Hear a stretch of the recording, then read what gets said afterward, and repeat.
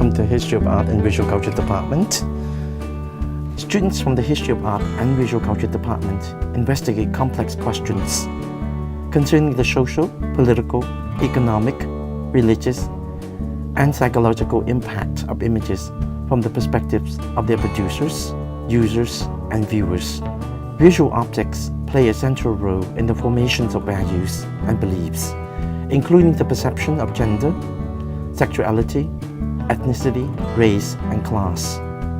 Through attentive historical study and close analysis, students are taught to recognize and access these systems of values and introduce the theoretical and methodological frameworks for future research. It's about thinking about our visual context, the visual world that surrounds us. So we think a lot about still images more than moving images, but we're really interested in the way those two interface. So we look at fine art, painting, the history of painting, sculpture, things that we think of as finding in art museums. But we also look at popular culture, pamphlets. We look at cultural forms that exist outside that rubric of art. It's about, in effect, how do we understand our visual world? How do we understand the world visually? How do we understand visual communication? And one major consistent theme across all of the people who teach in this department is how is vision related to power? To who and what gets to matter? So History of Art and Visual Culture is basically a more critical approach to our history in which we don't only look at classical paintings or forms of art, but we also look at, let's say, rituals that are in a community, their tattoo practices, their fashion, jewelry, so everything basically that encompasses visual culture. The HAVC major is about anything that takes visual form, so objects or ideas that have some really prominent visual component, and we contextualize that within the time that they were created.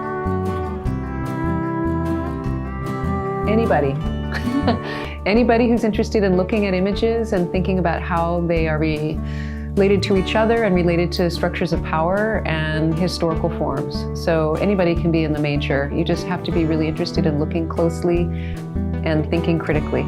This major is suited for everyone because images matter for everyone. Somebody who wants to study art, somebody who wants to work in a gallery, somebody who wants to make art. We talk about ecological art, we talk about philosophical art, you know, all these huge concepts that, like, you know, we kind of learn a little bit about everything, and I really enjoy that. And as well as just how many different things you can do with this major outside of academia is really what drew me to it. Well, we have field trips on a regular basis, so we take our students to museums. We take them to meet directly with curators, people who are working hands-on with fine art objects. We try to expose our students to not only what it means to go to a museum as a visitor, but what it means to work behind the scenes. There's also study abroad. So a number of our students who want to study, for example, Italian Renaissance, or they want to do something that's based in Central America, will do research projects in the summertime or outside of the classroom or during study abroad academic terms to explore further maybe Italian Renaissance printmaking, or they might want to explore further ancient Inca architecture. And our program provides not only support for that, but sometimes financial grants to allow students to do those kinds of projects. Our students have been awarded a travel grant to carry out research in Cambodia, Thailand, Vietnam, Hong Kong, Mexico, South Africa, and many countries in the Pacific Islands and Europe. I was able to, on my second year, study abroad in South Africa, you know, and have my classes apply here really easily. I've overseen a lot of students doing internships locally, and they've gotten a lot out of it. They've worked with local arts organizations or worked with high school students doing art history teaching, and it's led to unexpected paths for them. There's so many careers in the arts and in visual studies that you could go into being an art lawyer, for example. If you don't know enough about the history of art, you can't really represent your clients well, so you need to have that kind of background if you're going to do that kind of work. You might decide you want to be a community arts director.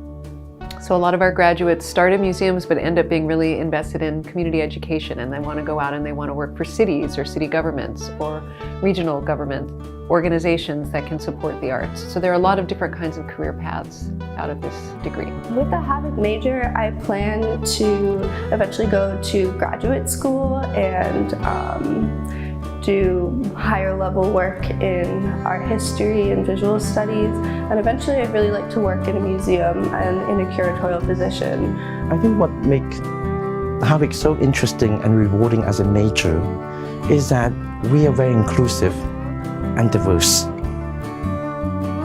By that I mean we engage in all facets and practice that diversity.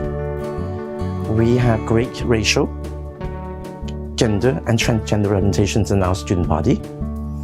In addition to North American and European art history, our department and program is one of the very few in this country that offer courses in Native American art, the arts of Asia, especially Southeast Asia, Africa's, the Americas, the Mediterranean, and Pacific Islands. Finally, our students acquire a sense of aesthetics, ways of presenting themselves and seeing themselves in relation to others in a complex and rich visual world.